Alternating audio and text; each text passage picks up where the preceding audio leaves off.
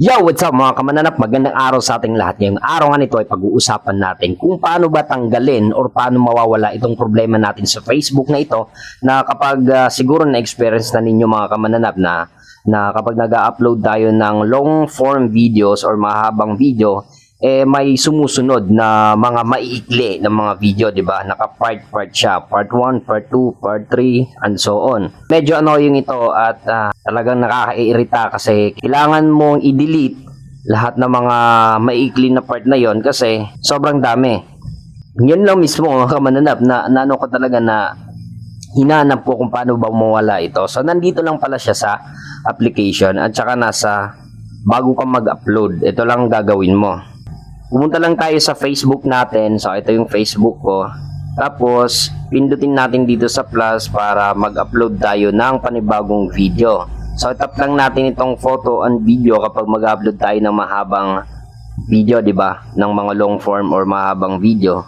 Tapos, kapag natap natin yan, syempre, di ko muna ipapakita kasi baka makita yung gold ko dito.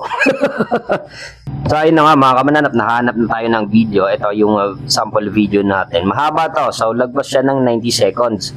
Kasi sa reels natin is 90 seconds, di ba? Kapag lagpas na yung video mo sa 90 seconds, gagawin ni Facebook, automatically ikakat niya yan. Tapos ipag-part na niya yan. Part 1, part 2, part 3, ganon. Tapos, para hindi na gawin ni Facebook yan automatically, ang gagawin naman natin kapag bago tayo mag-upload, ito lang yung gagawin natin. Tap lang natin yung next.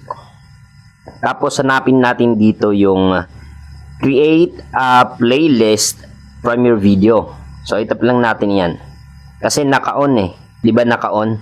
Yan, nakikita nyo mga kamananap po, naka-on. So gagawin natin dyan, i-off natin. Yan. Ang gagawin lang natin dito, itatap lang natin ito para ma-disable na yan. Itong create a playlist from your video. Boom. Yun na yun. Diba? Yun lang.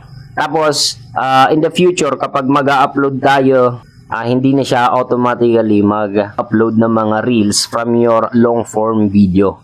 Pero, di ba natap na natin yun, kailangan natin i-save. Syempre, para wag natin kalimutan i-save. Kasi kapag nakalimutan natin, ganun pa rin ang mangyayari next time, ba? Save natin. Ayun. So, makikita natin ngayon dito, create playlist from your video, hindi na siya naka-on. So, in the future, kapag mag-upload na tayo ng mga videos natin, hindi na siya automatically na mag-upload yung sarili niya lang na magkakat siya ng video para i-upload as reels. Yun lang. Maraming salamat. Subscribe!